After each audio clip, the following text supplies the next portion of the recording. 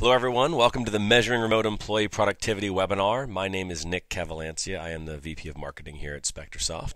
I'm glad you're joining me today. Just real quickly before we get started, let me go through a couple of notes with you. There is a question box in your GoToWebinar control panel. Feel free, as I'm talking, to go ahead and enter some questions in there if you have them as we're discussing remote employee productivity and measuring it. And at the end of the webinar, I'll go ahead and I'll answer all those questions and try and have kind of a dialogue with you back and forth through that question box. So let me go ahead and jump in and get started. Just real quickly about me, I'm what I like to call the reluctant VP of Marketing, in that I spent the last 18 years or so in IT, working in designing enterprise environments, and then found out that I was kind of good at translating the value of software into English, and so ended up becoming a VP of Marketing at a former company, and now at Spector. So that's just me quickly in a nutshell. About Spector, we've been around about 15 years now, have a little over 100 employees. I'm headquartered in Florida with satellite offices over in the UK as well as over in Utah. We are privately held, and we currently have about 36,000 businesses utilizing our software, and almost it's well over 900,000, getting close to almost 1 million home customers utilizing our software as well. And we are an 8-time Inc. 500 and 5,000 award winner. We do have a number of awards that the product that I am going to talk about a little bit at the end has won. That's Spector 360. The most recent awards you'll see kind of towards the bottom. SC Magazine had it in the finalist list. There were 5 finalists for the best small and medium-sized enterprise security solution. Over to the right, Info Security Products Guide. It won gold in the forensics category and bronze in the Tomorrow's Technology Today category. And in the upper left-hand corner, Redmond's Reader's Choice Award. It was the winner in the ISV for the compliance tool category, as well as preferred product in about 3 other categories beyond that. So there's a number of other awards as well, but I wanted to kind of highlight those real quickly, that our products are award winning in a number of different areas, including forensics, user activity monitoring, security, web usage, and so on.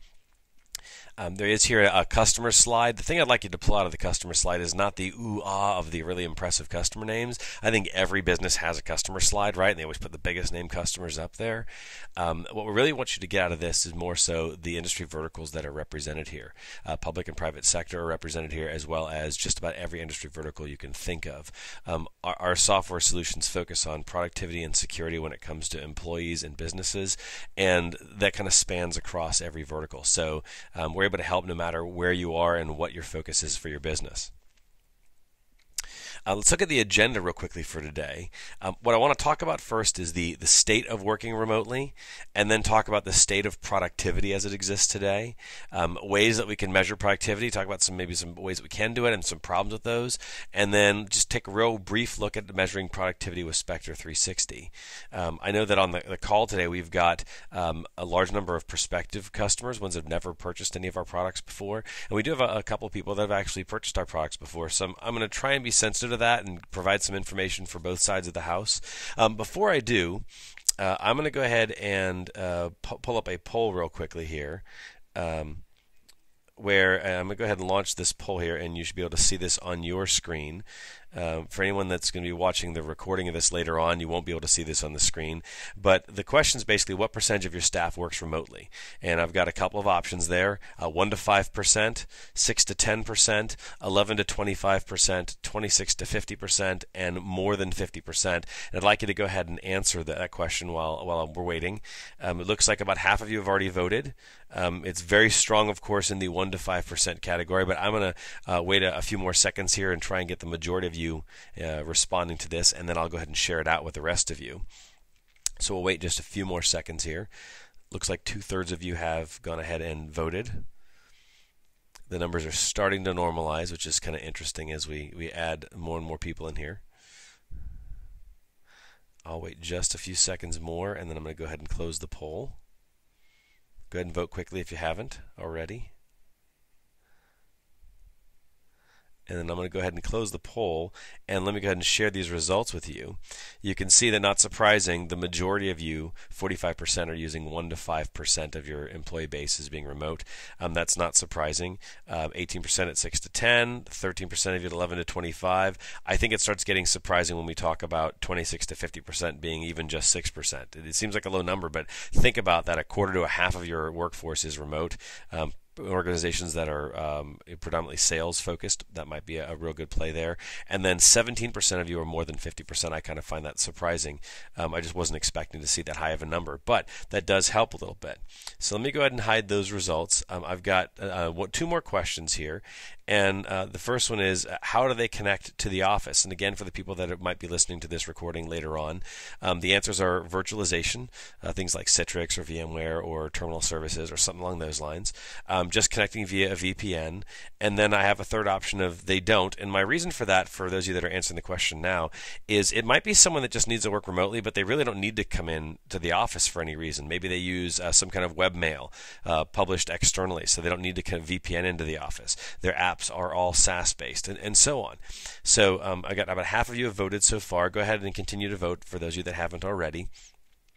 And we'll wait 5 or 10 more seconds, and we'll go ahead and I'll display these responses so you can see how you match up against your peers. About 2/3 of you have voted. We'll wait just a few more seconds.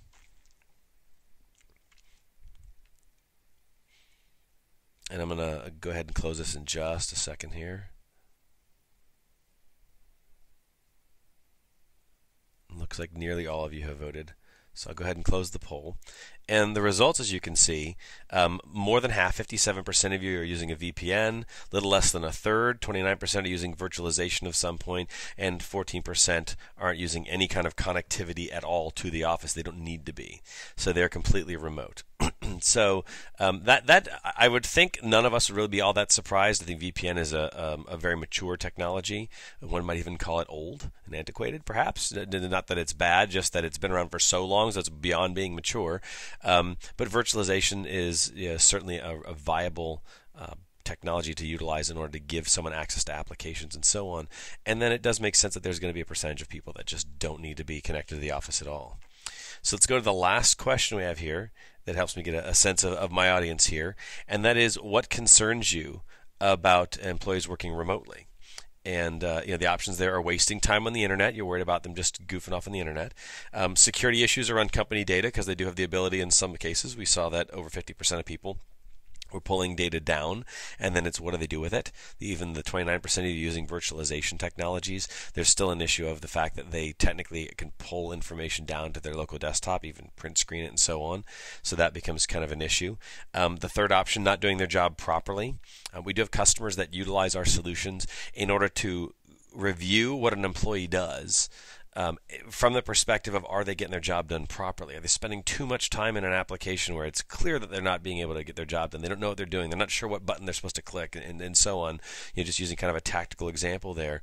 And so that comes into play as well. And then the last one, not working at all, meaning literally they're watching TV or, out to lunch with their husband or wife or whatever the case is, right?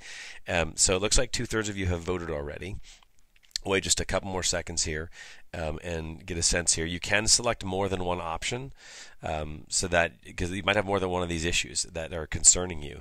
And I'm going to show you a couple of survey data results that have been published on the internet that kind of show where managers are worried about what employees are doing. So I'm going to go ahead and close this poll, and I'll share the results with you. Remember that you could have selected more than one option, so these won't add up to 100%. But it's pretty clear, a little less than half of you, 46%, are worried about wasting time on the internet. The equivalent number, 46%, not doing the job properly, and 44%, slightly less, not working at all. And a full 2/3 of you are worried about security issues around company data. I don't think that you're alone, just by the fact that you can look at the numbers here, as well as we all see the news stories that exist that happen every single day of data breaches, data loss, and so on. So I want to throw in security in there just because while it's not really relevant to the topic at hand for the webinar today, it's certainly a concern. I want you to know that you're not alone. Obviously, everyone else that's on this call, to a full 2/3 of them, are equally concerned about that same issue. So let me go ahead and hide those results. You should see back to my agenda slide again, hopefully. And let's go ahead and kind of continue on and talk about the state of working remotely. What does it look like today? So there's a number of surveys that have been out there, and I'm actually quoting a couple of different surveys. If anyone's interested in getting the infographic and the set of surveys this data is from, just shoot me an email. You can email me at sales@spectorsoft.com and just say, can you forward it to Nick, who did the webinar today, and I'll be happy to get you a copy of this. It's also available on our blog, contextblog.spectorsoft.com. I've got some of these same stats there. But you can see here a full 33% of companies allow some kind of remote working on a regular basis. So you definitely are not the exception. You're not the rule either, but you're not the exception. There's a large number of customers that or companies, I should say, that are doing remote working. 10% of the American workforce is telecommuting right now, at least once a week. So while those numbers aren't going to add up, they don't, because you're talking about companies versus employees. And so then when asked why do employees work remotely, they themselves would say, well, you can see the improvements here. Things like a third of them think they get more productive at home, they get a better work-life balance, fewer distractions, need to finish work. All these are good reasons. And I think they're important to even us. Most of you that are on this call are probably not the employee that's telecommuting or working remotely. You're worried about a group of individuals that are, or you're just not worried about yourself because you're an established professional, etc. But being the remote employee, if you put yourself in their shoes or you're in their shoes, all those are viable reasons. Now, managers typically are still a little hesitant. Each of you actually listed concerns that you had. Almost half of you in all three cases of wasting time on the internet, not doing your job properly, or not working at all. There are reservations that you have for allowing employees to work. So, why bosses don't like remote working. Again, some more survey data here. These are some other reasons that I didn't put in survey data here, or the survey for you guys. But you can see up here, inability to talk face to face. There's no accountability in some cases because you don't know what they're doing on a daily basis. You can't walk up to them and see that they're working. Worried about a lot less focus and just slacking off. You guys are obviously a little more concerned about the slacking off than what's shown here with some of the other survey data that I pulled off the internet. So then employees are asked what else that they do while they're working. And this I want to kind of preface this next graph that I want to put up here. This doesn't mean that they're doing it all the time. It means that they do it at some point in time. And you can see here what else employees are doing when they work remotely. And these numbers kind of speak for themselves. And this is where they're supposed to be on work time, and they're doing other types of activities that are not work related. Now, granted, it could be that someone's working more of a flexible work schedule. So during regular work hours, and I'm doing air quotes here, you can't see me, regular work hours, let's say 9 to 5 or something, 8 to 6, whatever the case is. That they might take a break and do something in the middle and then go back and work more. We even have employees that will work during the day for a certain number of hours, and then they're up at 1 in the morning still working because they worked from 11 to 2 in the morning because that's just how they like to work. So there's some good in here, there's some bad in here. The good could be this is more indicative of the fact that, well, they're doing a flexible work schedule. Just the data doesn't actually say it. But obviously there are issues where employees are doing other things other than work while they're supposed to be working. So jumping forward, the state of productivity at work. Salary.com every year does an annual wasting time at work survey. I put the bit.ly link up there so you can see the 2013 annual salary survey. Excuse me, not salary survey, the Salary.com annual survey. And what you see here is the percentage of employees that say that they would waste time during work hours is 69%. The bad news is that that's actually up from 64% last year. So more employees are saying that they're wasting some amount of time during the workday. And by the way, this has nothing to do with remote workers. This is just a survey about when you're working, are you wasting time on the internet? So the question next posed to them was, how much time do you waste daily? And you can see the breakdown here, 2 hours, 11%, an hour, 24%, 30 minutes. And this is daily, not weekly, daily. There was an answer that's kind of awkward here, and it's 1 to 2 times a week. So I don't know why they put that in the survey, because it's not obviously a daily amount of time, but they wanted to give that opportunity to say, well, I don't really do it daily, but I guess I do it, a couple of times a week type of thing.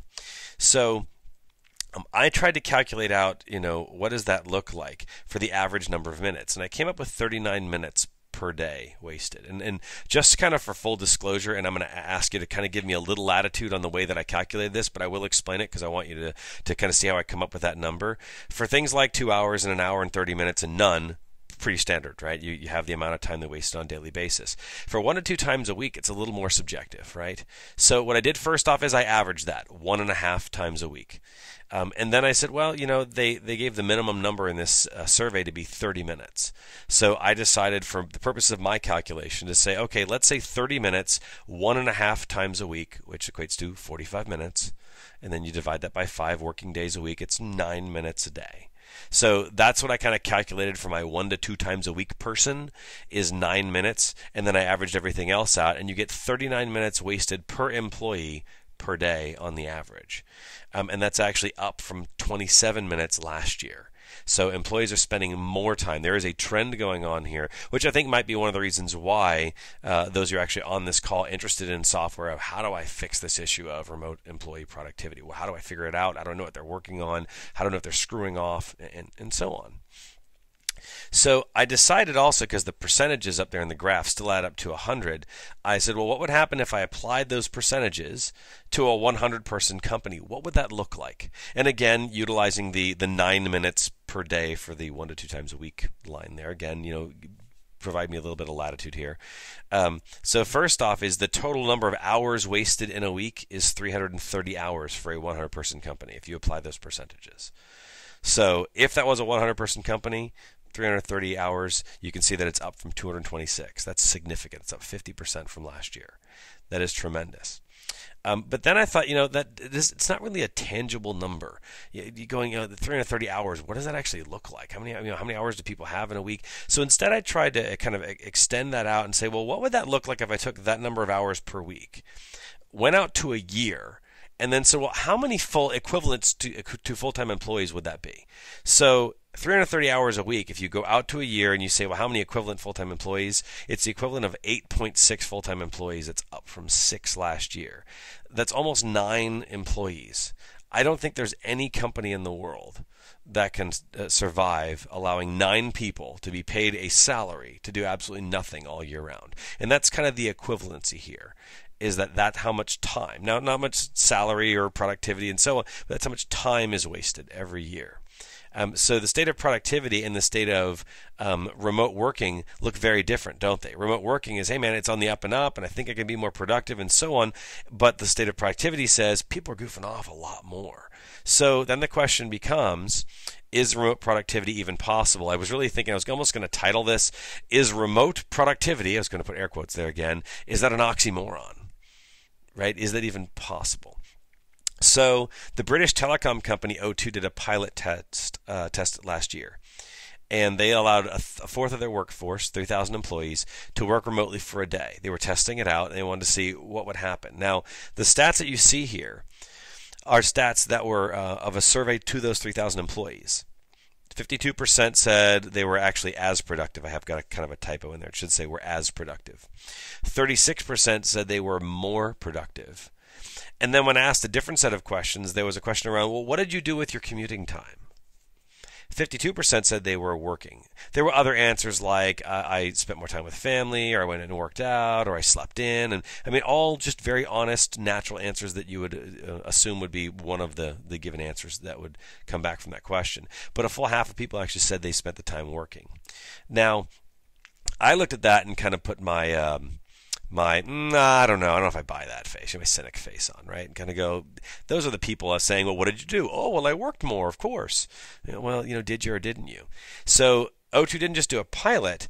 O2 actually now today allows 40% of their staff work, or I shouldn't say allows, but they have 40% of their staff work, is doing work remotely more than 1 day a week. So they do that, and they as a company are claiming that they've doubled productivity. So those stats back up to the employees saying, I'm more productive. I spend that time that I would have commuted working now, and so on. They're actually showing that it, as a company, O2 is saying that's true. We're actually getting productivity. So there is a balance there of, okay, there are people that are going to be more productive, but it's not for everybody. So how do I tell if they're productive or not? So the next question is, how do you gauge productivity? what are the ways to measure productivity? And there's a lot of industry experts that are out there, and there's a number of different things that you can use. And I want to talk about them from the standpoint of, is any one of them, the perfect measurement? And I think you're going to find very quickly no. And that includes even using technology. You have to use a mixture of measurements here. The first one is measuring results. Right, you want to look at what is it that the person's actually accomplished. Now, if someone is let's say a call center person, it's easy. Did you take 50 calls a day? Or if you're a salesperson, did you make 70 dials a day and you called 70 people? Or whatever the case is. If you're more of I'm going to call it a widget job, and I'm not trying to minimize anyone's job function. I just mean it's something that you can easily gauge the results. That's cool. It's good, but you can't always do that. There are staff members that where they're maybe measured on results that are going to take a week, a month, a quarter to see the results of that, and that doesn't really work. So, the first thing is you got to come up with quantifiable metrics. What is it that actually determines that person's success or failure? Again, the call center, the salesperson, a little more easy. You could say a certain number of calls a day and so on. And it's still kind of easy, even for the person that's got the week, month, or quarterly type of results. You can still quantify them, but it's going to be kind of hard to measure them. I think that the question of how much time is this going to take to gauge productivity is going to come into play. Is it going to take me a quarter to figure out if I can't wait a quarter. I got to know if the person is doing any work today. So results aren't always going to be a perfect metric. And then they also don't always equate to productivity. Someone can meet a metric that, let's say for the sake of conversation, is too low. They said, I need you to make sure that you give me 3 new whatevers within a week. And the person delivers 3 and they do it by Wednesday. Well, maybe they're really awesome at their job, but they might screw off the next 2 days. I don't know. And so it doesn't always equate to productivity. It might also mean that the metric was low. It should be that they need to give you 5, and then you measure 5 in a week. But that's something that you can always, of course, update and say, okay, well, 3 this week was done by Wednesday, fine, and 5 is the next one. Let's just make sure you continue to give me 5. So that is one thing, but that also doesn't necessarily mean that they needed to work 40 hours or 50 hours to get all 5 done, whatever the 5 things were. So it doesn't always equate to productivity, but it is a viable measurement. The second one is connectivity. The majority of you said we're using VPN technology in order to gauge that that people were using to connect into the office. Yahoo's CEO Marissa Mayer recently got a lot of flack for saying we're going to bring all the remote employees in. We looked at the VPN logs and people just are not working. And so that comes down to first off, that and by itself, just saying we looked at the logs. You're not connected, so you're doing a bad job. And those are my words, not hers, but I'm just kind of, putting some color on it. That's not a valid gauge, right? You need to define what I'm calling personas, meaning, all right, so these people over here in marketing, they're using SaaS-based products, and they really don't need to connect in except for once in a while, maybe to get a file because we don't allow Dropbox as an outside, file storage provider or whatever. They have to connect to the office and get it off of the F drive or whatever, right? That's a persona. Somebody else might say, well, all of their apps and everything is internal and they get it through Citrix and they have to be connected through the VPN and so on. So you need to define metrics and decide what is relative to that. Excuse me, not define metrics, define personas and figure out what metrics are relevant and relative to that persona. That way you're saying, well, somebody who normally has this job role, they would connect into the VPN. Again, I'm making this up as I go along, right? 3 times a week for no more than an hour. That's what we figured out. And now you've got something that's valid. If Yahoo was to do that, then yeah, not everyone uses the same kind of connectivity, the same types of technology in the same ways at the same frequency on the same days and so on. So it's a viable measurement, but you're going to have to figure out, just like with the results, what are the metrics that are for that specific job? And then I kind of already mentioned that it's not a viable gauge for every job. The next one is application-specific activity. Someone in sales, you could look at, let's say, Salesforce. CRM system keeps track of all the communications with customers and so on, and so there's an ability there to go ahead and measure what they're doing with in-app auditing. And see that somebody called a customer, they left a note that said they called, and they were editing this object, and they changed this lead from a lead to a contact, and so on. And apply your own example for whatever application it is.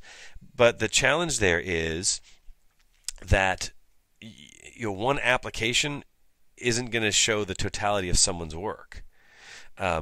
you certainly are going to have to, at the very least, just like in connectivity and results, you're going to have to measure against other people with the same job function to figure out, is manipulating, again, I'm going to stick with the Salesforce example, manipulating 10 customers a day, is that normal for a salesperson? I don't know.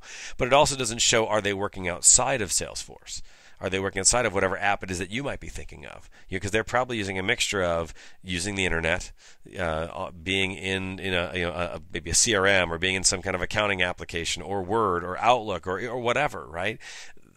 You need to see the totality of what they're working on, so you can't really rely on just application-specific activity. So it's not always easy to gauge productivity that way. So what I want to do is I want to show you very briefly how we would help you measure productivity with Spector 360. And in order to do that, I want to kind of cover 4 different specific kind of areas. For those of you that have never seen Spector 360, I'll give you just a kind of a quick, brief introduction to it. Spector 360 works on Windows, Mac, and BlackBerry platforms. For Windows and Mac clients, it records everything that the person does on their machine. I'm going to kind of show you that in a second. For BlackBerry clients, it only records phone conversation data. Sorry, phone conversation. Listen to me. I'm making up features as I go along. Phone call data. Excuse me. It'll record also text sent over BBM, and that's unencrypted because we're doing it at one end of the conversation at the BlackBerry Enterprise server. And the third thing is email sent out through the BlackBerry. So we record all of those on the BlackBerry, but on like Windows and Mac, I'll just show you as an example here. I'm going to show you up here is a Windows recorder setting profile. And if you look down the list here, you see all the different kinds of things that Spector 360 is recording. Now, in short, I always like to tell people we record everything that somebody does. But what we're doing here is we're organizing the kinds of things that can be recorded into categories so that it's easier for you to, first off, disable or enable a particular recorder, and then also to configure it, right? But if you look down the list, chat and IM, websites that are visited, emails, files transferred over the internet, keystrokes typed, what programs are used, user activity like logging on, logging off, keyboard and mouse activity to show when they're actually active or not, document tracking like copying, printing, opening, copying files, that sort of thing, and then network activity as providing more of a documentation layer showing that this machine connected with that machine to over this port address to that IP address, and so on. And then at the top here, we record screen snapshots as well for Windows and Mac clients as to create a visual record of what they did. And just to show you that real quickly here, support everything from 1-bit monochrome to 32-bit color, and the reason for that is the screen snapshots become the biggest culprit of bandwidth and storage space. So we give you that option of trying to throttle the amount of storage and storage and bandwidth, excuse me, by throttling the screenshot format. And then you have the ability to decide when a snapshot is going to be taken. Now at the bottom here, if you focus down here at the bottom real quick, at a minimum, you set an interval. We do by default every 30 seconds. So at least we're going to get some kind of screenshot that shows kind of what they were doing. But I think you would agree with me that A, a lot can happen within 30 seconds. And B, I think you'd agree with me that whatever's happening at that 30-second mark probably isn't very interesting. It is not something that's a critical event. By pure happenstance and chance, sure, maybe, but more than likely it's going to be just something very benign. So that's a fallback position. Up at the top 2 sections here, you see specific events. What we're trying to do is create an environment where the screenshots are taken at a point in time that you deem would be appropriate, where you deem that is something that is getting more and more critical. It's more and more pertinent to the person's job and would better reflect what they're actually doing.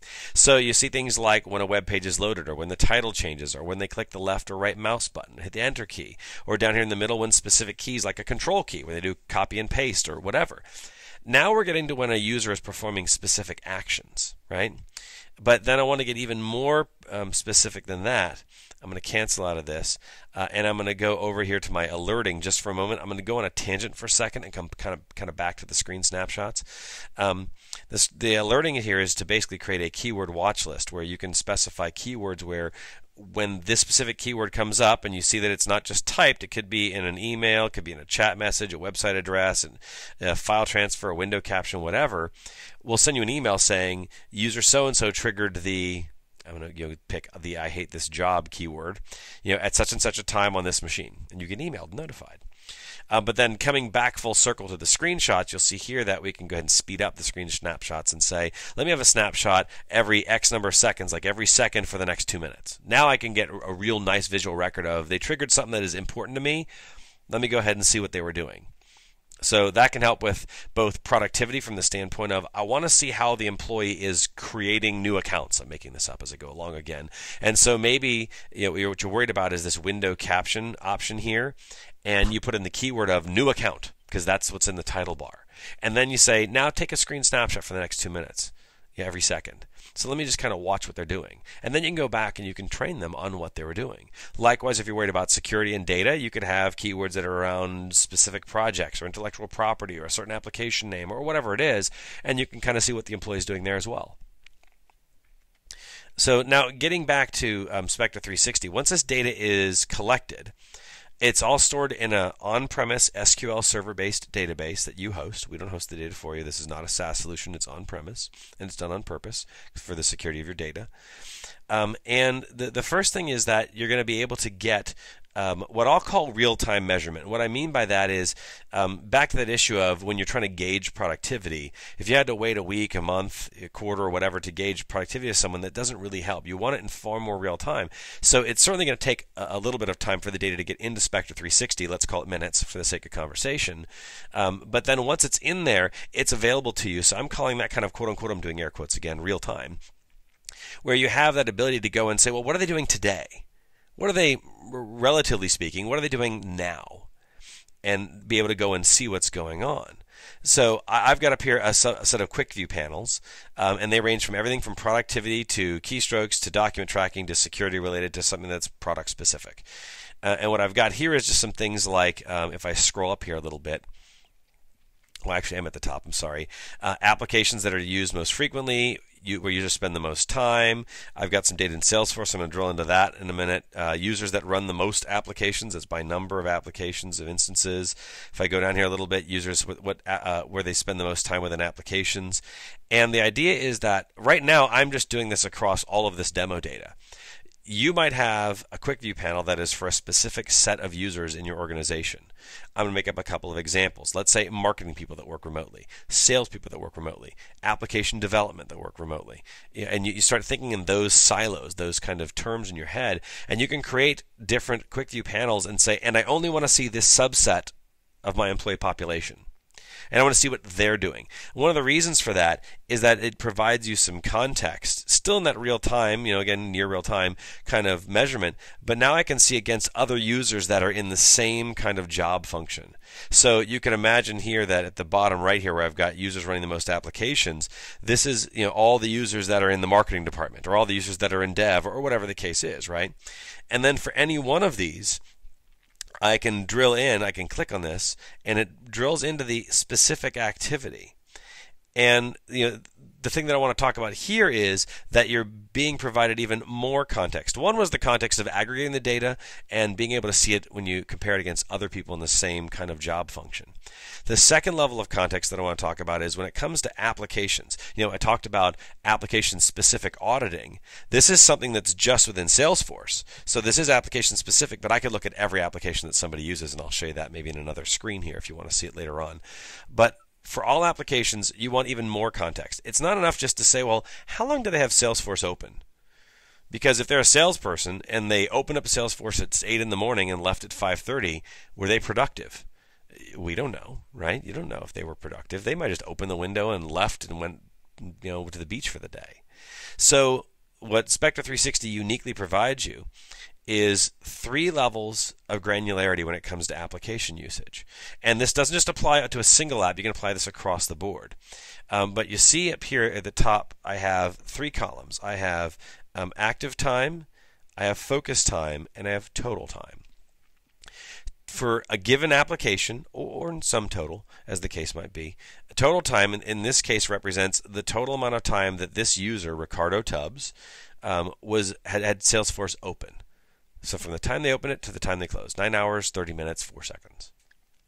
Then I have focus time. Focus time is the amount of time that this application specifically was in the foreground in front of every other application. That tells me whether or not they were actually, they had it open, it wasn't blocking anything else, that sort of thing. And then the last one is active time, which is how much time they actually interacted with it.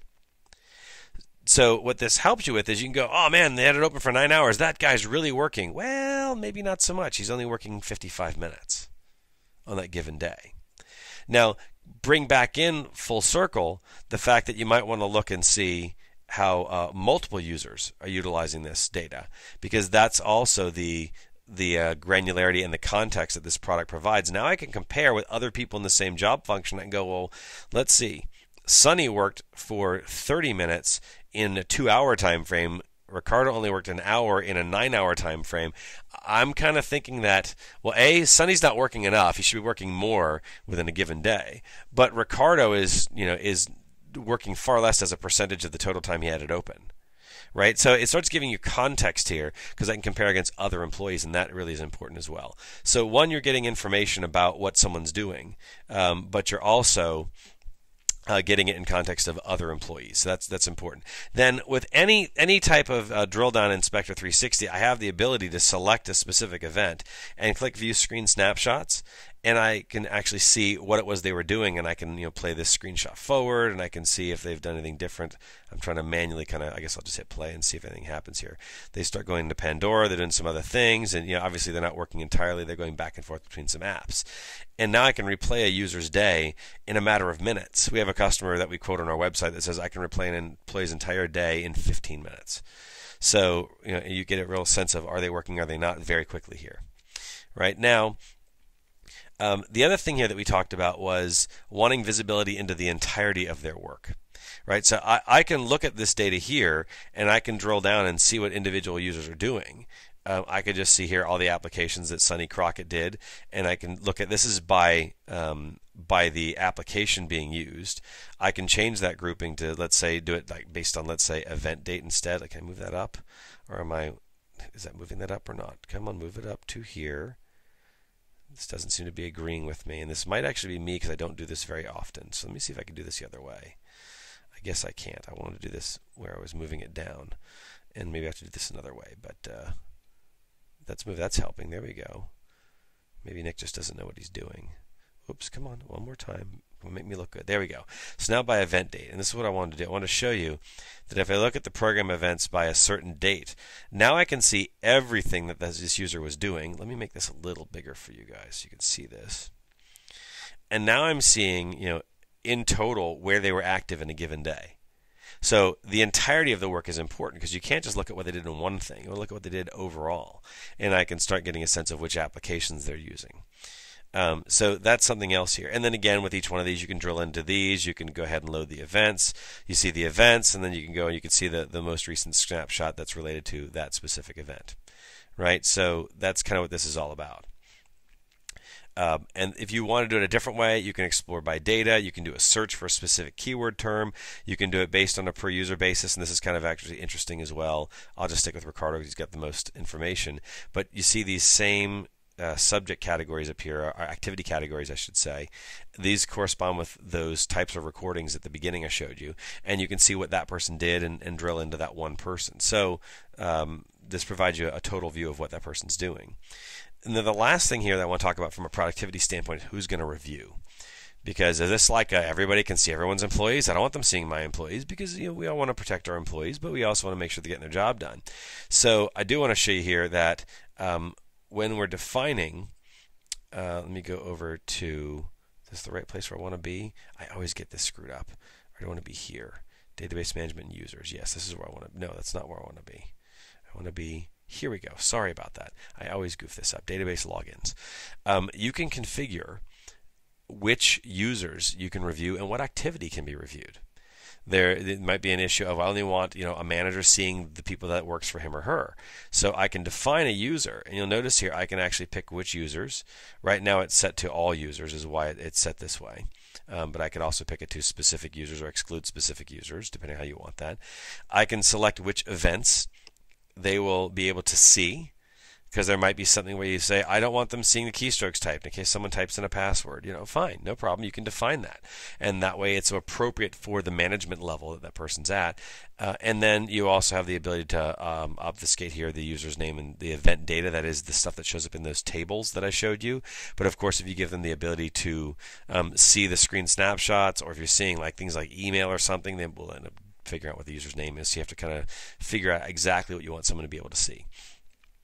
So I know I don't want to save those changes. So you have quite a bit of ability to see into the productivity of a user and measure them in very different ways. Specific application use, the totality of their work, gauging them against other users, and this works again on Windows and Mac machines. So no matter what client they're running, you're able to get this information back centrally and review it centrally, both individually and comparing against themselves. So let me jump back over here and just kind of summarize some of the stuff that I showed you here. And then we'll take some questions, and I know that some of you are really interested in the iPad mini giveaway. We'll give away that a little bit later as well. So the benefits here, you see, we're giving you real-time measurements to get better management. So as a manager, you want to be able to figure out when your employee is doing something wrong. Could be they're goofing off. Could be they don't know how to get their job done properly. Could be that they just aren't logging in on time. They're getting in late. Whatever it is, right? Well, I can get far more real-time data and then be able to take care of that issue and correct it sooner rather than later, so that I can actually get better results out of them sooner rather than later. The context through application use detail is important. The context also through gauging against other users is important.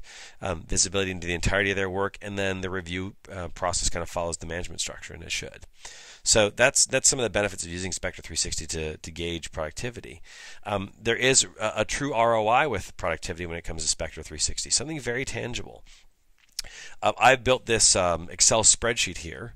And if any of you want a copy of this, again, sales@spectorsoft.com, forward over to me. We'll be happy to make sure that you get a copy of it, and we can get you, plug in your numbers and kind of see how this ranges for you. But you see, I have an example here of a 500 employee company. I averaged someone's cost at $30 an hour. The reason for that is I'm trying to figure out what the lost cost is on a per hour basis. And then I basically said that the employee spends 15 minutes a day, just as a number. And you'll see that just below the entry grid, the data entry grid, I have, again, that salary.com's 2013 survey says it's 39 minutes on the average, but picked 15 minutes, right? And then I said, let me reduce it by about a third. So let me get 5 minutes a day back. That's it.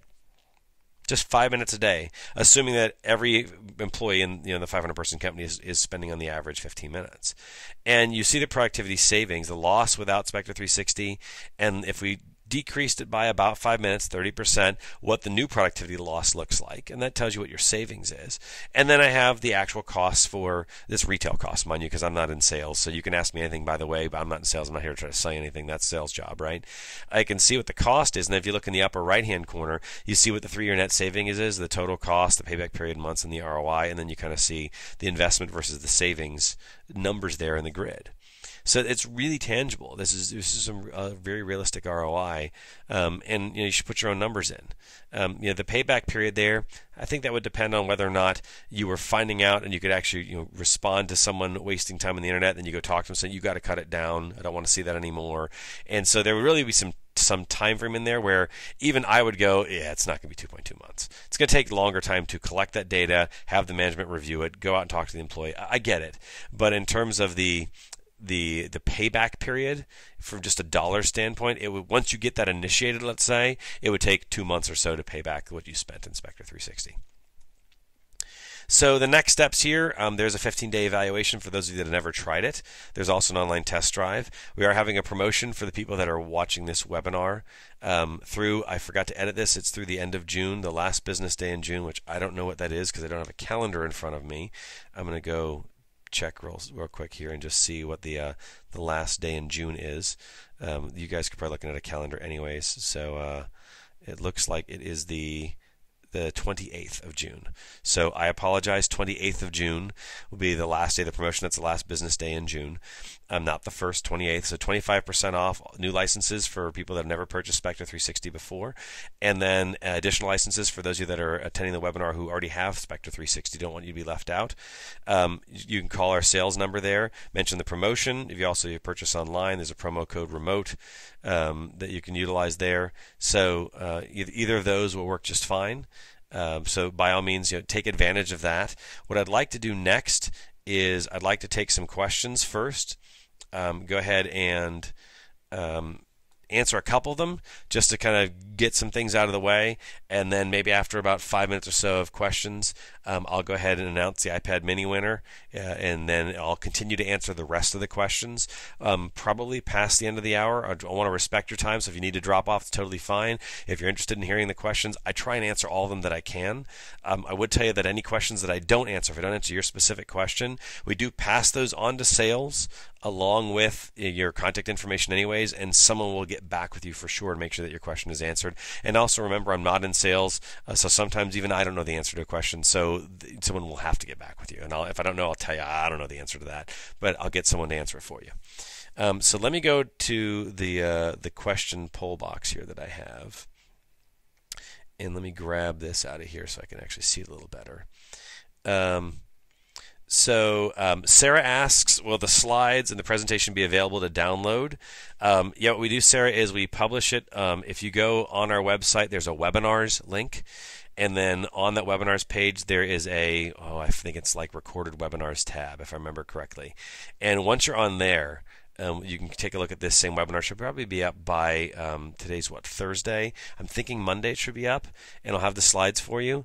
If you need them sooner than that, just email sales@spectorsoft.com and ask them to forward it to me, and then I will be happy to get you a copy of the slides. It's not a big deal. Steve said, I'm sorry, Steve, I've been putting out fires and missed most of the webinars that's being recorded. Yes, it is, and it'll be available, like I said, probably sometime Monday. So we'll make sure that we get you a link. So Eric says, is the program only to monitor remote employees? I thought Spector also report on internal staff too. Great question, Eric. Yes, it is. It's just the focus of the webinar being remote employees. I just focused there. But this is going to work on Windows and Mac machines regardless of if they're local or remote. What happens with a local employee is they're, of course, on the network, so the data gets pushed up in near real time. With remote employees, if they're not connected, it will record locally. In fact, let me just show you real quickly if I go over back into 360 real quick here, and I go back to my configuration of the recorder. Under general options, you can specify here how many megs for data files and how many megs for other data file type stuff. Oh, sorry, screenshots and other data. My mistake. Sorry, and how many days it's going to be connected, and excuse me, how long it's going to be stored locally. And then you can specify the server names here and the port addresses. So you have the opportunity here, if you want, even if someone's remote, put in a fully qualified domain name, make sure the port is open on your firewall or is port forwarded, whatever the case is, right? And then and push that data across the internet as well. So you either remote or local, doesn't really matter there. Matt asks, how are multiple monitors addressed? Matt, I'm sorry about that. I forgot to mention it supports up to 8 monitors. I usually mention that right when I'm talking about the screen snapshots, and it will capture all 8. Case in point, let me just kind of show you here.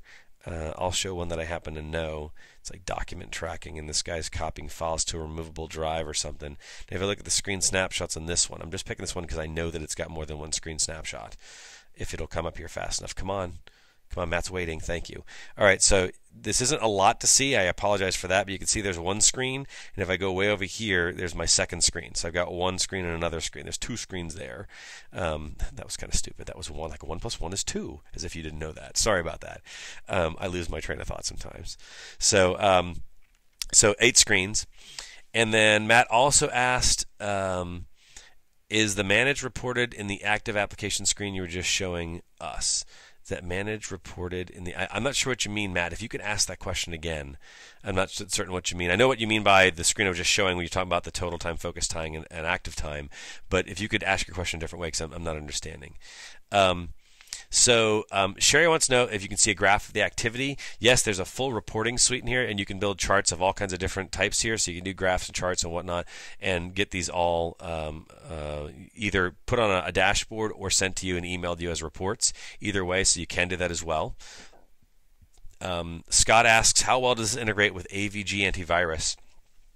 Let me answer the question, Scott, more in a general way. How does this integrate with antivirus? Because we are being installed on a machine, and we do log key activity, so that makes us a key logger, right? And normally antivirus software tries to identify and eradicate key loggers. We are whitelisted with most of the antivirus vendors. I don't know about AVG specifically. I want to say that we are, is my gut, but we might not be. But even if we're not, what we've done is with Spector 360, one, we obfuscate the names of the applications on purpose so users aren't aware of it, but we do put them in a single directory, so that way when you're implementing your antivirus exclusions, it's a single directory that you're excluding, and not you have to add in 25 different file names that are randomly generated or something goofy like that. Try and make it as easy as we possibly can. Indrani asks, since the screenshots are getting recorded, what is the effect of it on the server? And what I presume you mean is things like storage and bandwidth and so on. So it needs an SQL server to be stored. We normally see with customers what they will try and do is they will try and make sure that the screen snapshots are as focused as is possible.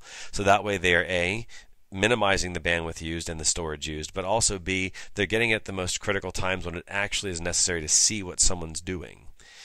We have customers that turn screen snapshots on after they see some other data. They decide, well, I think someone's doing something wrong, or they're screwing around, or whatever it is, and then they go and record some more data afterwards just to add extra evidence. So there's a lot of ways to do this. What we try to do is to make sure that we're providing you more of a platform rather than a specific solution. And what I mean by that is we're not forcing you to implement it a certain way. We're allowing you to implement it your way.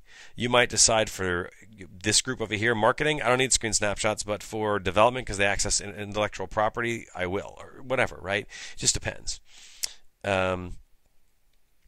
Ruth asks, is there any free online training we can do so the software so you're better to use all the features? There isn't, Ruth, but I haven't been asked a lot for that. But I mean, I come from a training background, so I dig that kind of thing. I would love to figure out how to do that, and it might be interesting just to see if a number of other customers would like to. What I would love to do, Ruth, if you would email sales@spectorsoft.com, just so you're reminding me so I can have a conversation with you. Maybe I'd love to get on the phone with you and just talk about what kind of things would you like to see, because I'd love to pick your brain, and anyone else that's interested in the same thing. If you're a customer already, email sales@spectorsoft.com, ask them to forward it to me, to Nick, and I'd love to pick your brain a little bit just to see what else would be of value to you. All right, so Duke asks how I got my 39 minutes again. So great question, Duke. Let me bring that up real quick just so it's on the screen here. If I can get back to the right slide. Let me see if I can do this here. Just a moment. I'm trying to navigate around my slide deck here. No, that's not what I wanted to do. I want to go to this slide here. Can you go to that slide? Okay, there we go. All right, so oops, sorry. So you can see. Come on, come back. Come back. There we go. So what I did is you have 11% of people are at 2 hours. It's 120 minutes. 24 people at 60 minutes. 34 people at 30 minutes, and then 21 people I did at 9 minutes. And the way I did that was, again, I made some assumptions here, and so this is full disclosure, right? I said, okay, well, the lowest number they allowed was 30 minutes, so I'm going to assume 30 minutes, 1 to 2 times a week. To be fair, I'm going to go 1.5. That's averaged to 1 and 2, right? So 1.5 times 30 is 45 minutes. 5 days a week, so 45 minutes divided by 5 days a week, 9 minutes a day. So if you were to do 11% times 2 hours, 24 times an hour, 34 times 30 minutes, 21% times 9 minutes, and 10% times 0, and you divide that by 100, you end up getting 39 minutes. I hope I did that right. I hope I didn't do that too quickly. And I hope that answers your question. So, oh, that's right. Thank you. Philip says, how about the iPad mini? Okay, sorry about that. So I had one of my team randomly select someone, and it looks like the winner is going to be Dan Z from Milwaukee, Wisconsin. So Dan is my winner. The rest of you are still winners, just not of an iPad mini. I've got a number more questions here. So I'm going to continue to answer these for a couple of minutes. I'm going to go till probably at least 5 or 10 after the hour. If and when you need to drop off, totally understand and respect it, and I appreciate your attendance. So I'm going to keep answering some questions. Mark says great information. You'd like to use it to show your managers. Just make sure that either you get with me via the sales@spectorsoft.com or just wait until about Monday. Go to the webinars link on our website and look at the recorded webinars, and you should be able to get the slides from there. Brian asked, does it work in a terminal server environment? Yes, it does. As well as in Citrix, as well as in VMware, what you do is just make sure you're putting it inside of on the server that is doing the hosting of the operating system, right? So if it's a Citrix box, you install this on Citrix, and then whenever somebody establishes a session, whether it's a full published desktop or just a published application, we would see the activity there. If it was inside terminal services, same thing. If it was inside VMware, you'd put it inside I always get the terms wrong, whether it's guest OS or host OS. It's the guest OS, right? It's the virtual one inside. Yes, you'd make sure you have an agent on the virtual desktop. Jason asks about a minimum license purchase requirement. Spector 360 has a minimum of 30. Listen to me, I'm making up numbers now. You can tell I'm not in sales. 10 users is the minimum for Spector 360. So Timothy says, great presentation. Thank you very much. Are there any performance hits on the client running the application? And asked again about terminal services, so I've answered that one. Performance hits on the client. There are a number of agents. What ends up happening is there is some memory usage and so on. It's about 500K per application in terms of memory usage that it's going to be using to monitor all those. But it's nominal in terms of any kind of performance that we've never had a customer that I'm aware of ever come back and say this thing is slowing my machines down tremendously and it's your fault. And nothing like that. This is negligible. It doesn't even get noticed. Again, some memory usage in terms of a footprint, but very, very nominal. Katie asks, can you use this with iPhones? Katie, the unfortunate answer is no. We do have products for recording activity on Android and BlackBerry devices. I did mention BlackBerry with Spector 360. We also have one that records as an agent on the BlackBerry itself. Those are in a product called eBlaster Mobile. The reason why the iPhone, the answer is no, is it's an operating system limitation. The way that Apple set up the security in order to make sure that people can't hack it and keylog it and so on, it's very restrictive. And so the things that we need to be able to do, you'd have to jailbreak the phone. And one, we wouldn't want to put out a product that requires you to jailbreak. And two, I don't know any business on the planet that would say, yes, whereas a standard, we are going to jailbreak every company-owned iPhone and then put this software on there. So it's kind of becomes one of those, yeah, well, I guess we're not going to do that. So I know it's not a great answer, but that is the answer. Robert says, does the software run as a hidden service? So the answer is yes, it can run in stealth. You can also choose, if I go back over to here, I can choose when I'm defining the profile for that given set of users. Under General Options, here, set Spector Client to stealth mode. So you decide whether or not they can or cannot see it. If they do see it, it shows up as a desktop icon in the desk tray in Windows, and it shows up in the bar at the top in Mac OS. All right, so back to my questions. Kalal says, it looks like the process run continuously in the background to track activities. What kind of resource utilization? Okay, I've already answered that question, I hope. How are phones monitored, Matt? So I kind of already answered that with my last answer, but the eBlaster runs as an agent. The agent gets installed onto the phone, so you will have to have physical access to the phone. You surf to a website on that phone, put in the serial number, and it downloads and installs the agent. That's the way that works. But the one with 360 that runs on BlackBerry, it just runs through the Bez server. So what we do is we actually monitor BlackBerry phone calls, emails, and BlackBerry Messenger data by simply watching Bez, because all that data is reported to the Bez server. Brett asks about Linux users and iOS and Droid. So I've already addressed Droid, talking about an Android operating system. iOS I've already addressed. Linux users, I don't have an answer for you. We don't have a Linux client for the product. And then tablets using Windows RT, I don't know the answer to that.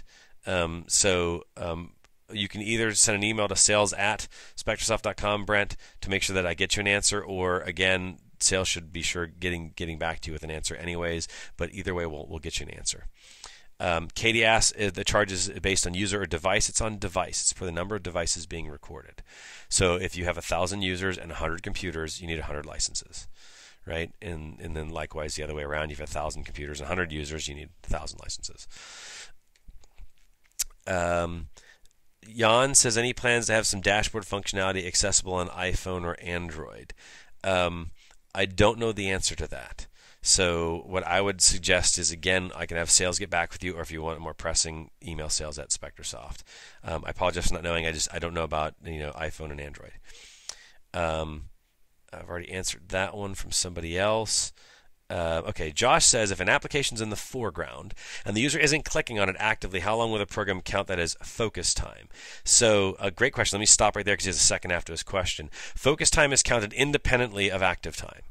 So let's paint a picture this way. Two scenarios. Somebody opens up Facebook in the morning, right? Has it in the foreground for an hour because the moment they opened it up, they left their computer and their boss called and they went to a meeting, right? And they're not clicking in it. But then they come back after the hour and they start clicking it a little bit.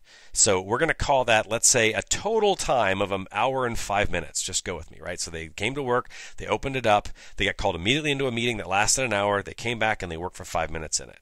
So the 3 times would be total time of an hour and 5, focus time because they left it in the foreground of an hour, right? And active time of 5 minutes. I hope that answers your question. So we actually don't even need a second scenario. So it's just that focus time and active time are not they're independently counted of one another. Active time is a subset of focus. Focus is a subset of total. That's the way to look at it. All right, so I answered your second half of your question.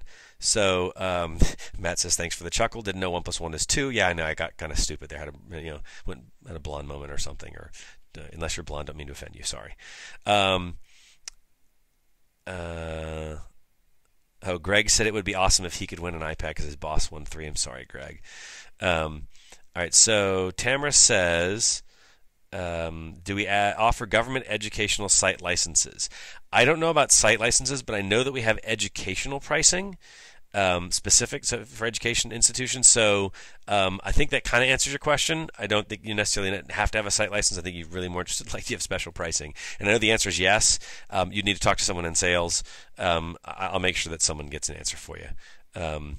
So what permissions by the employee for their home desktop? Okay, so Sarah's asking about, well, what about if I'm going to record on the user's home desktop? First off, you'd have to probably have an acceptable use policy that tells them, if you're logging into work, we need to record your home use. I don't know that any employee is going to agree to that. I'm not sure. That's obviously up to your employees. If they're using any kind of virtualization technology, you certainly can just run it on the virtualization side of things, but you're not going to know what they do at home, which is one of the reasons why a lot of companies are going with COPE, company-owned, personally enabled, COPE, instead of BYOD. That way it's a company machine. You can put malware on there. You can put antivirus. You can put monitoring software like ours on there and everything, and they can do whatever they want. Use it for home. We don't care, but understand it's a company-owned machine, and we do monitor what goes on in that machine. That kind of thing. So that's one way out of it. I know it's not a great answer because I think you're running the same gambit as anybody else, where you're running up against the problem of, well, if I want to record what they do on their home machine, I don't think they're going to let me. Yeah, I know, because it's their home machine. I don't know that I would either.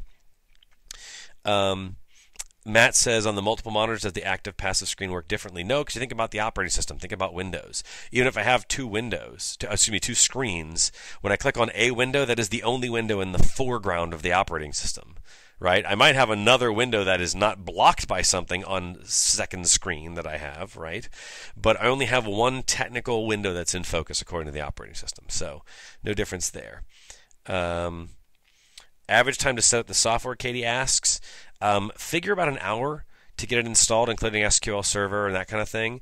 And then you have to deploy out the agent, which isn't too complicated. You can do it all remotely, even though Mac can be deployed remotely. We have that capability built in that's very unique to us. So you have the ability to deploy it out, but then really to be kind of set up where you're getting data in, what we try and do is we have our SEs help, so we can also help kind of get the recording set in. Then we typically do like a 10-day, if you want a kind of a 10-day test of your environment. We'll come back, we'll help you review the data and see what's in there. And oftentimes it's very shocking what you see. We had a customer that did a 10-day with us, and a very high-level profiled person in their company, very high up, was caught looking at porn, and our SC had to be the one to find it. Kind of embarrassing too, right? We certainly don't want to find that, but We're trying to help you understand how to use the software, and this is getting into what people are doing on the work computers during work time, and that stuff does happen. So Matt says, boy, Matt, you love this multi-monitor thing, don't you? I got 4 monitors, responding to emails, listening to you speak, and watching the webinar. How would Spector record this activity? It would record each application that you're using. So if you flipped over to an email, then of course, let's say Outlook would be in the foreground, or then when you open up an email to respond to it in a reply, it would be in the foreground. So that would be the thing that you'd be there, but it would still have, let's say, a total time running for my webinar, but it's calculating, total time, active time, and focus time for your Outlook at the same time. I hope that kind of answers your question. So Teresa asks, have you seen other organizations use this as a risk management perspective? Tremendously. People use it all the time as security. That's one of the reasons why, I was just really quickly showing the example over here of document tracking. Somebody, you want to be notified when someone's copying data to a removable drive, but we go beyond that where we're actually able to show you the fact that they're not only copying the data. So if you see here, I was copying the data over. You can see from a confidential company drive over to a removable drive. And if I play it forward, I get a lot of context here because I can see what they do next. I go, well, they're in Yahoo Mail, and they're sending an email called Employee Records. And what are they doing next? Oh, they're attaching the company record. Nice, really nice. So yes, definitely from a risk management, from an investigative standpoint, we talk to people that are CISOs, that are in legal, that are in risk management, that are compliance officers. The whole gambit, they use the product for that, not just productivity. Juan asks, does the keylogger store all the keys entered and keep track of how often keys are entered? What it's doing is it's keeping it in the context of, let me go ahead and close out here real quick, and I can show you, close out of that, and I'll go to keystrokes and I'll just pick someone's keystrokes here. So Sunny picking keystrokes, and then I have no idea what I'm seeing here because I rarely go into this particular dashboard, but I can see here that in Chrome, and let me go load the events, and then you can see, down here he typed in uTorrent, or down here he typed in link, and this is the keystrokes that are in there. I would like to note that we do have the ability, when you define what's going to be recorded, that you can not collect passwords, and that's done through form submit. So what that means is if someone is on a web page and you're worried about, let's say, collecting their Bank of America credentials or something, right? You don't want that. You just simply check that box, and any form submit for a password is not recorded by Spector 360. So we help maintain some privacy there. And then let's see. Brendan says, and this is not a plug, he said on his own, we have 360, it saved us a lot, even helped some employee fraud. However, my biggest issue seems impossible to reassign licenses when workstations are retired and replaced. Has this been addressed? I have no idea, Brendan, because again, not in sales. And the thing there is it is a license for a specific machine. So I think if a machine gets retired, I think according to the EULA, again, not in sales, not in product management, so please don't kill the messenger here. I think the way the end user license agreement reads is when a machine is retired, then the license is burned. And we offer, instead of that, I know that sales has concurrent licenses, which is one that you can move from machine to machine. So if you're really trying to do more of a mixture of investigating as well as monitoring users, you can move from machine to machine with that concurrent license. I hope that helps. Again, not in sales, so trying to address. Sirisak, I hope I said your name right, asks, how is this different from Spector C&E? Spector C&E is our investigation tool. It does the same kind of recording, but it's an individual user type of solution. So all the dashboards that you see here, the multi-user stuff you see here doesn't exist. The best way I can try it kind of define for you is Spector C&E is it would have the component where you would be able to define what gets recorded on a given user's machine, but you'd only have this user explorer here, and you could see the users, and then you would review the data through this kind of a view. That's the best way I can put how C&E is different. It's a subset of this functionality. I think you'd use C&E in a situation where you have a problem for sure, and I need to go investigate it right now. I want to put it on John's machine because I think John is stealing data. I want to put it on Sally's machine because I think she's screwing around on the internet. 360 is a far more proactive approach. You can still do that same kind of investigation, but it's also there for more proactive. I want to see what people are doing and then figure out how to help them do their job better, put them on the right track, keep them focused, or, you have the risk management type issues as well. All right. Can we exclude websites from tracking? Don asks. And I think what you're saying is, can you not record specific websites? And I don't know the answer to that question. I know that we can do a little bit of filtering of websites, but that's not what you're asking, because that's more like being a content filter. I think what you're asking is, if you're on this site, don't record. And I don't know the answer to that, so I don't know at all. Tamara asks, can you email out the Excel spreadsheet? I don't know what that means. Are you asking about the example I showed where the person was attaching the file, Tamara? And if so, can you give me a little more context of what you were looking for, and then let me answer the questions here. Chris says, any legal concerns? Great question about giving employees notice. So in the United States currently, there is no law that says you have to notify an employee. There is, however, and by the way, I'm not a lawyer. I don't play one on TV. I'm not giving you legal advice. You need to seek your own legal advice, but I'm just telling you, what I know, and this is my own opinion, if you will. So by all means, please seek your own legal counsel on this. But there are no laws that state that employees cannot be monitored. There is, however, there have been cases that have been in the news of late, and very recently, as like even last month, where employees won cases against their employers because they had a reasonable expectation to privacy.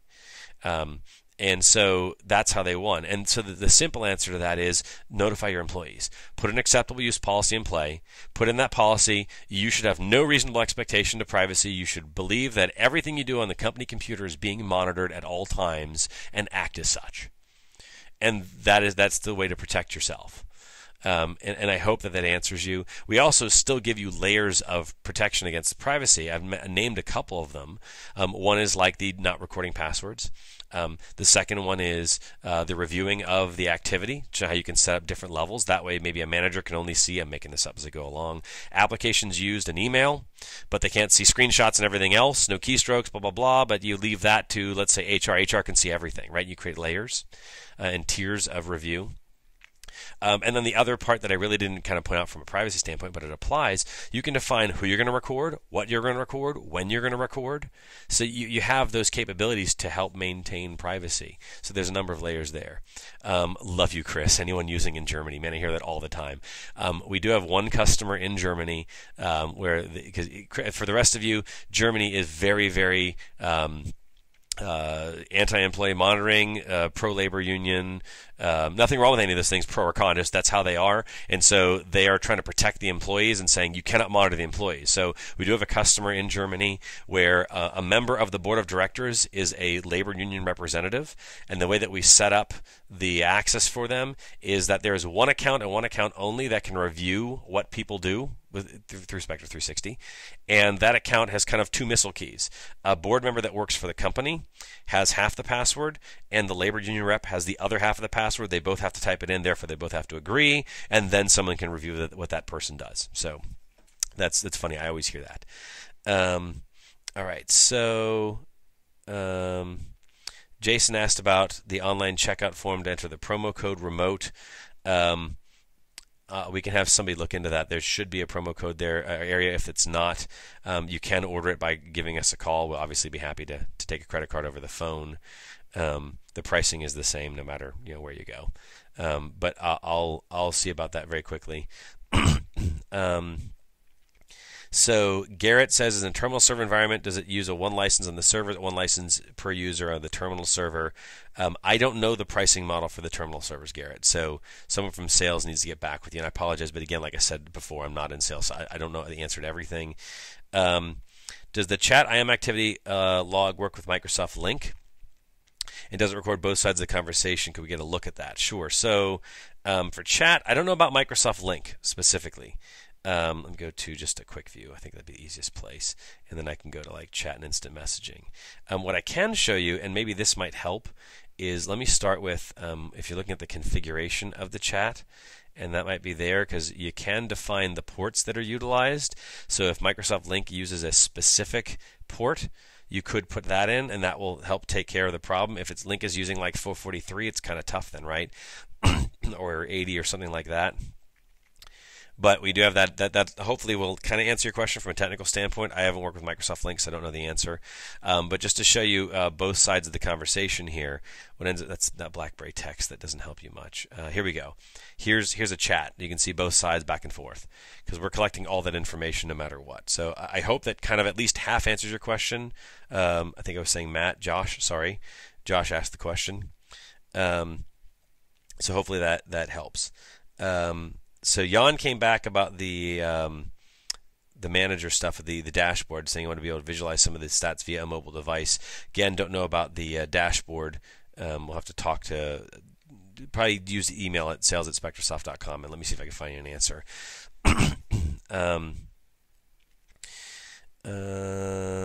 All right, so what else to have here is questions. How long is the active time counted for?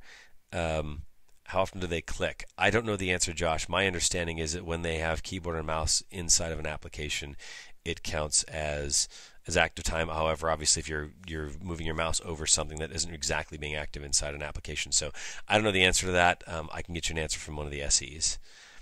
Can a partner be excluded from being watched? So I guess what you're meaning is there's a particular user, Brian asks, that's a partner of yours, maybe it's a contractor or something. Yeah, you could just not have them be one of the people that's recorded. When I go over here and I define who to record, I can record specific users or exclude specific users. So you can define that somebody not be recorded, just by not including them or excluding them.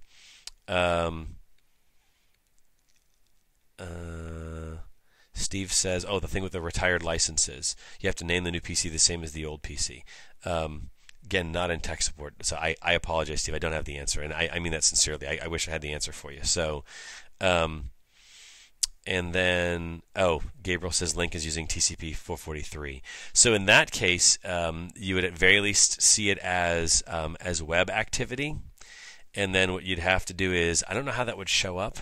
I wish I had my SE Steve in here because he would know right off the bat. And it would probably be something not more than setting up something not unlike what's a website here, but putting in a specific name in there, maybe even doing something like it's web traffic, but the program name is Microsoft Lync, and then you would see all the activity in there. So it's still possible to get all that information. We do collect it. It's just a question of how do we kind of make that work because it's not specifically working with Lync. And then also remember for other applications where you might have a specific use case going, well, how do I record this? Worst case scenario is keystrokes and screen snapshots. That is the worst case scenario, is that we could go and look and see everything that they typed when they were in that application, and you have a screen snapshot to kind of back it up and see what was going on. So that worst case scenario is I can see what they did and I can tell you everything they typed. So I hope that helps. So it looks like I'm at the end of the questions, and we're well past the hour, 3:16. So I really appreciate your attendance. Thank you all for staying on. I hope it was informative. If you have any other questions or your question wasn't answered because you are running a little late, make sure that you email sales@spectorsoft.com. And then also remember here, like I mentioned at the end here, we've got the promotion here. Where is it? Where I want to go? Yeah, next steps here. The 25% off promotion through June 28th, as we found out together, for new licenses and additional licenses. And again, call sales, go online. I understand the promo code's not working. We'll get that fixed. And even if it's not, just you can give us a call. Again, the pricing is the same. So thank you for your attendance, and we hope to catch you on the next webinar. Have a great day.